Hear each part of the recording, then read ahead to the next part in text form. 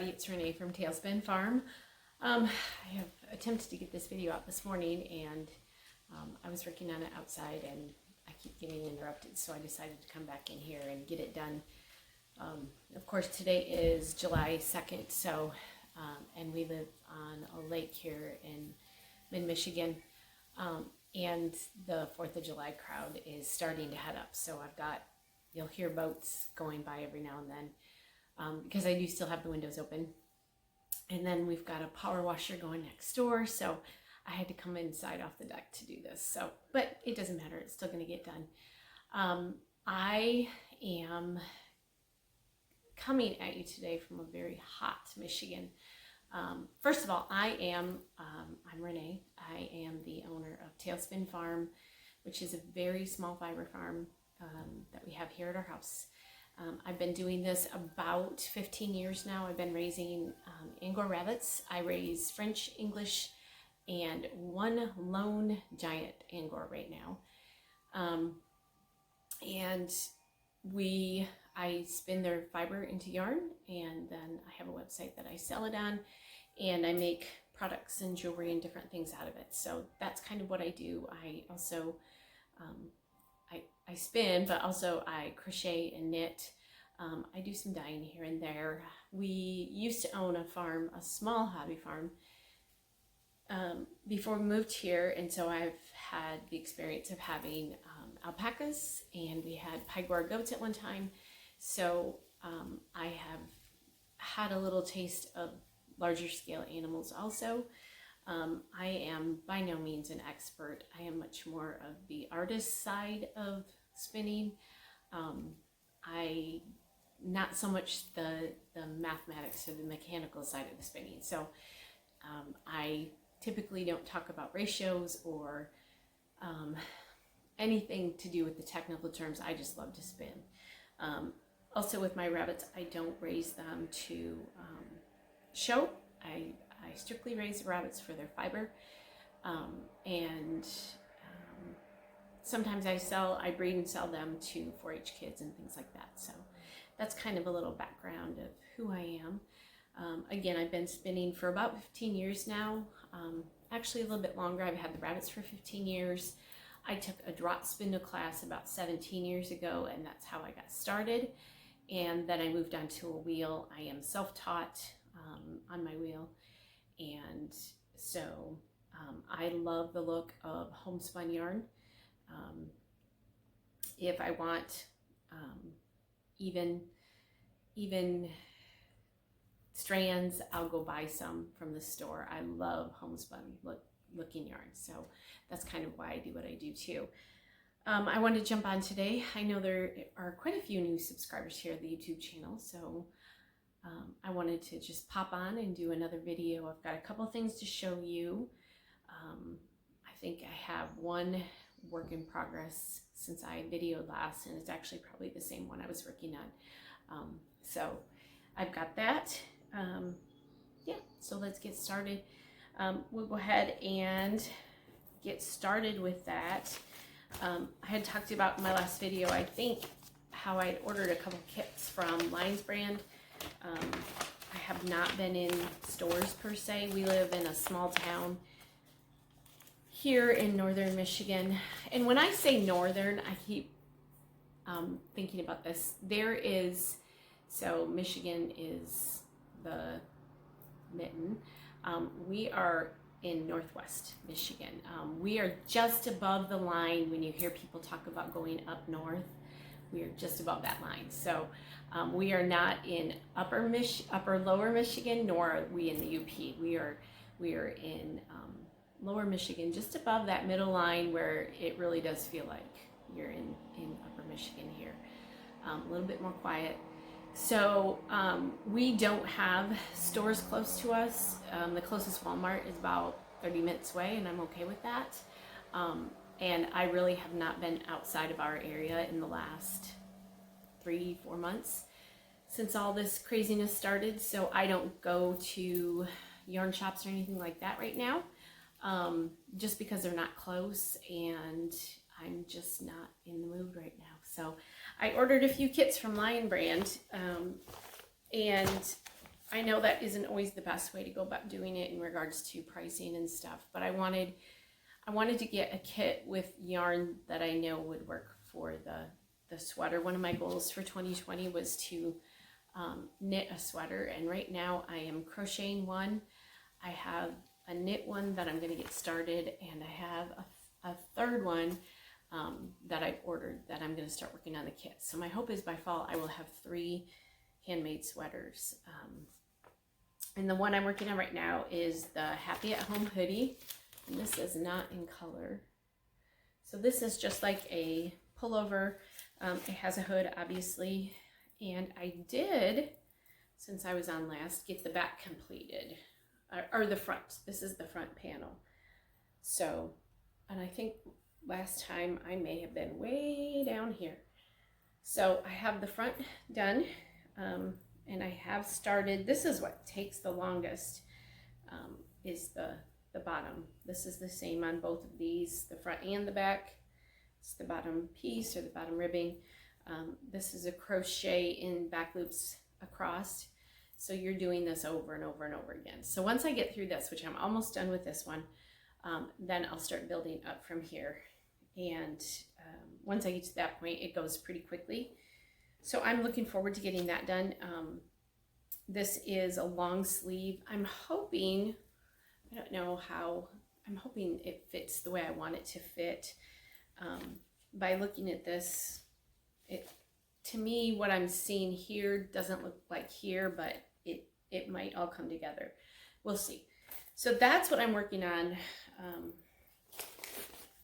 Personally, I have my bag here. This is from, I got this at a fiber festival in Allegan County, the Michigan Fiber Festival. And this is actually Allegheny Fiber Arts is where this one came from. So I love that pattern, so I bought that. So that's it for works in progress. I have been working on, along with the sweater, I have been working on yarn.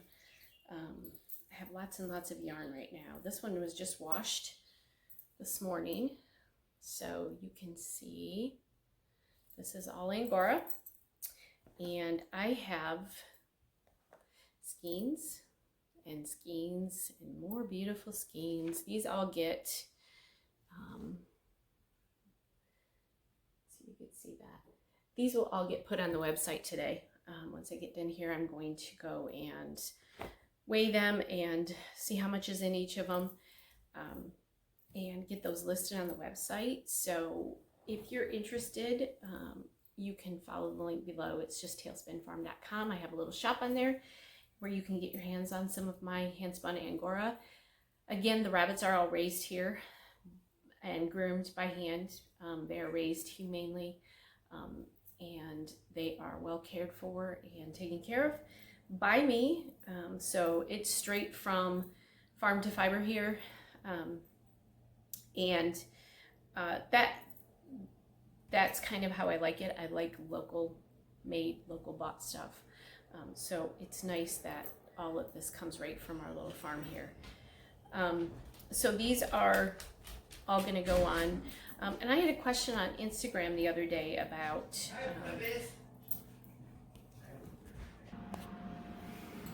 okay, so there always has to be at least one interruption on my videos. So I had a question about if I whack my skeins when I wash them. So first of all, the only thing I do to wash my skeins, I used to purchase, like there's soak is what it's called. I used to purchase fiber wash. I don't anymore. I use Dr. Bronner's liquid soap, Castile soap here for our hands and things like that. And so usually, and I get like rose or lavender or whatever. Usually I will just soak my skeins in that now. It cleans it and it's gentle enough, I think, where I just soak them in the sink, rinse them out, and then hang them outside or inside. It depends on what the weather is. Right now I can hang them outside. I don't whack them. And again, I don't get into the technicalities of the spinning side of things. I know you can set your twist that way. Also, when you whack it, poofs the fiber to make it poofy. And Angora doesn't need any help in that. I think you can kind of see this is just washed and then skeined, and that's already happening. The more if you have a piece made with Angora, like a hat or something, the more you wear it, the more of the halo you're going to get. So I don't whack mine. I just wash it in the sink in a little bit of Dr. Bronner's soap and rinse it out and hang it out to dry. So yeah, so I have all these skeins that will be going in the shop later today, and I will post that. I am doing much more on Instagram right now than I am on Facebook, just because I enjoy Instagram more than I do Facebook right now. So anytime I have a shop update, which hasn't been very often lately, but today there will be one. So I will post it on there.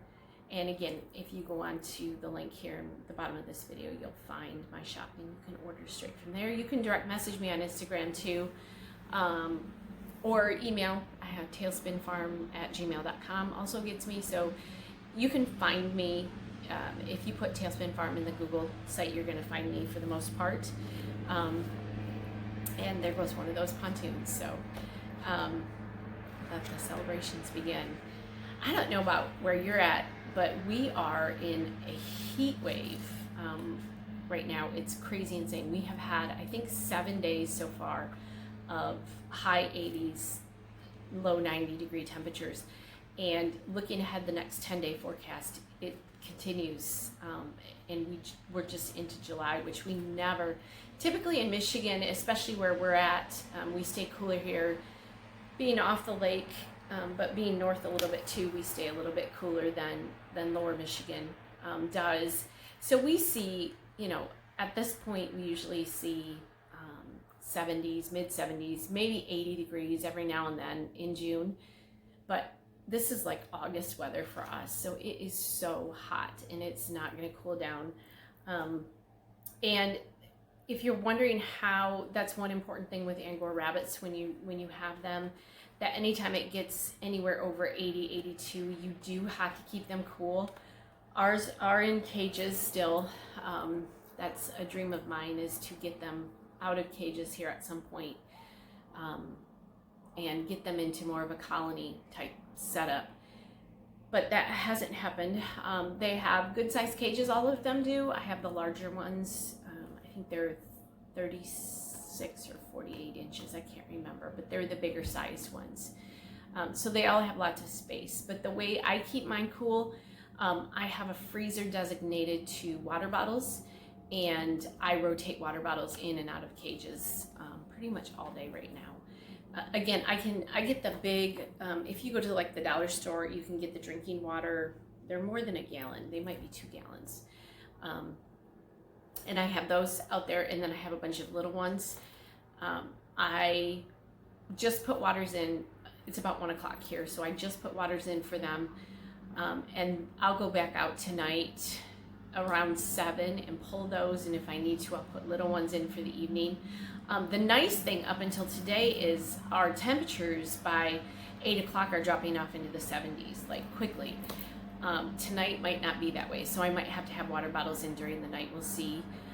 Thankfully, our garage is on the back side of the house, and it is covered with trees. We have trees all on this side, so it's not bad in there, but I do like to keep the frozen water bottles on them.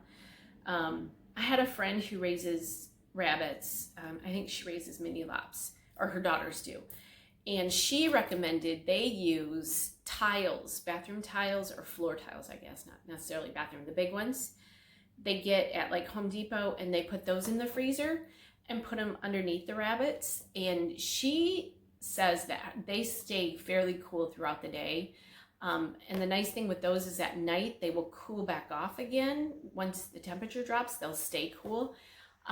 So I want to get at least a couple of those to try and see on these, 94 degree days, if that is really doable, because space wise, I have one little freezer that I use, and right now I have 15 rabbits. I'm kind of down. I've lost a few this spring. And so I'm down to 15 right now, which means to rotate and keep bottles for the next day, which we're having to do right now with it consistently being 90. I have to have about 30 bottles, whether they be, I have about 15 big ones, and then I have the rest are just smaller ones to fit in there. But I have to have something. So I'm going to try the tile thing here the next time I'm somewhere where I can get tiles, and just see if that actually keeps them as cool as the frozen water bottles do. So I'll let you know that when I do that. So that's just a trick or tip. I may be breeding coming up. I have not bred in, I think it's been 2 years since I bred rabbits, maybe closer to 3 now.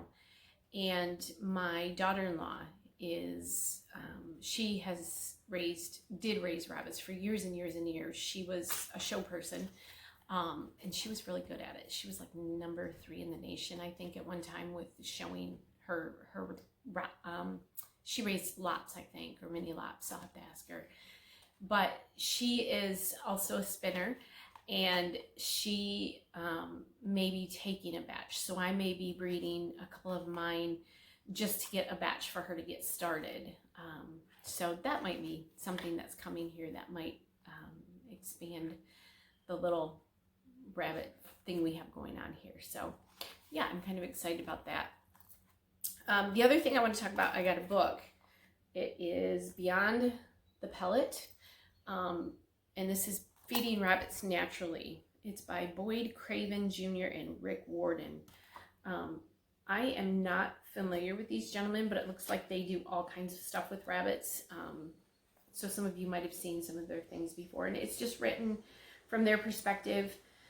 And they do have a couple websites here. It looks like they have some pretty big rabbit trees. I'm about halfway through this book, and I like it. I am all about doing things more naturally, and in the place we're at right now in this world, I'm always thinking about what if I can't get feed, or what if I can't get my Timothy hay for my rabbits.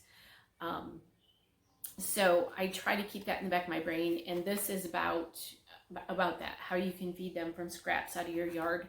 That would be a little bit more difficult for me here in Michigan during the winter, but I think there would be ways to do. I have a couple of ideas, and I'll have to see what the end of this book looks like, but I know there are a few things you can do in the wintertime to get feed and greens into your rabbit's diet. So I haven't gotten into the I'm just getting started with the part about how rabbits digest certain things, and I know you have to be careful. With my rabbits, I try not to feed them alfalfa hay. It's not supposed to be good for their kidneys, so I try to stay strictly with Timothy hay. But yeah, I'll let you know. But it's an interesting book if you do raise rabbits and have a desire to do things a little less commercial. Because when you think back, I don't know, it talks about when commercial pellets started, what year it was, and prior to that, what did people feed their rabbits? It hasn't been that long, so it's just an interesting read. So I'll let you know, and I'll try to remember to link this book down below. I just ordered it off Amazon. So let's see. We talked about everything. I have other things here that I have going on besides just the rabbits. So I have a huge garden this year. I'll probably pop in a video after I'm done here, just to show you, because part of the reason I'm able to have that gigantic garden out here, again, we live on a lake, which means a lot of sand. We are on sand everywhere. We have a hard time getting grass to come back in certain spots, and because there's so much sand. So one of the reasons we're able to have a garden, and my garden is absolutely gorgeous this year. It is the best garden I've had, maybe even in years. And it's because of the rabbit manure, I think. Rabbit manure is not a hot manure, so you can put it directly on your plants if you want to, or on your gardens if you want to, which I don't have to right now. I will show you, when I do the video, I'll show you how I compost my rabbit manure and what I do with it. I clean cages once a week to keep up on them. So basically I have the tray bottoms. that I dump into a wagon, and then I dump my wagon out in my pile and I stir it every week. So I've got some pretty nice compost soil back there going for this fall. What we'll do this fall is probably take out from our compost pile and move it into the garden once it's done, and we'll continue to rotate. I have neighbors that take it too for their gardens, so it creates beautiful, beautiful gardens, and you'll be able to see. So that might be a video I do here coming up, is just how rabbit manure can improve your garden space. And we have chickens, although I am down to 2 chickens. We have had a horrible, horrible spring with raccoons. I think it's a raccoon. It has to have something that has hands that's literally ripping fencing and stuff to get to my chickens. So I am down to only 2 chickens. And I am a person, I have had chickens for 18 years this summer. It's been 18 years consecutively. 365 days for 18 years I have raised chickens. So I'm a little bit sad about that.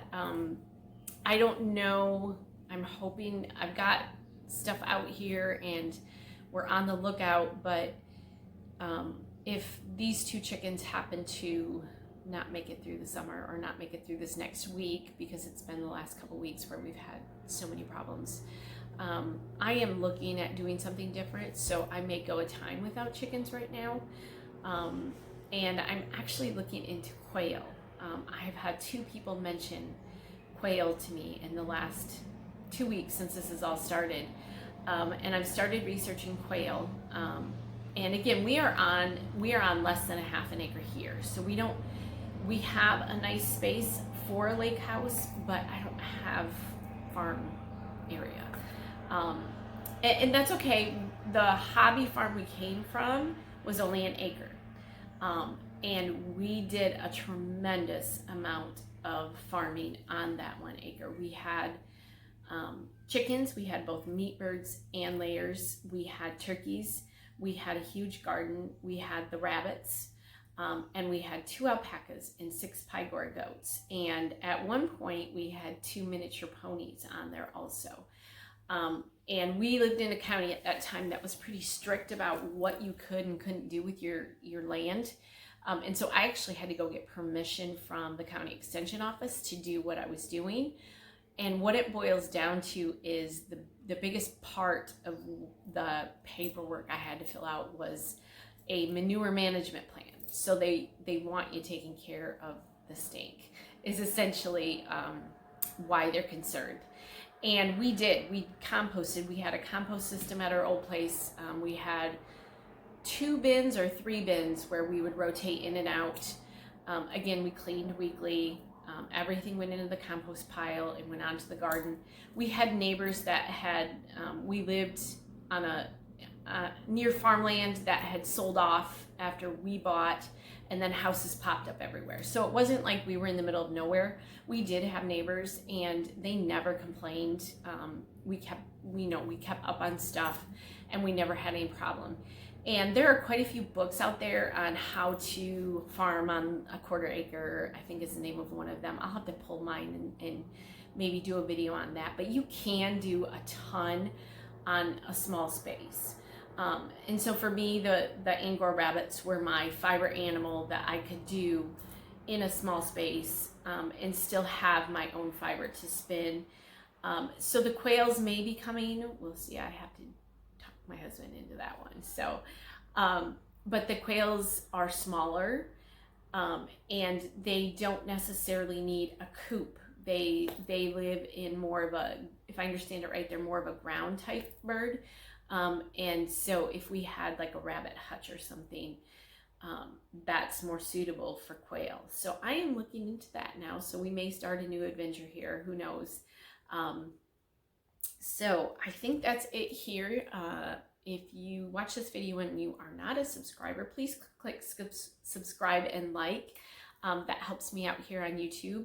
And again, welcome to all the new subscribers. This last couple weeks, there's been quite a few of you.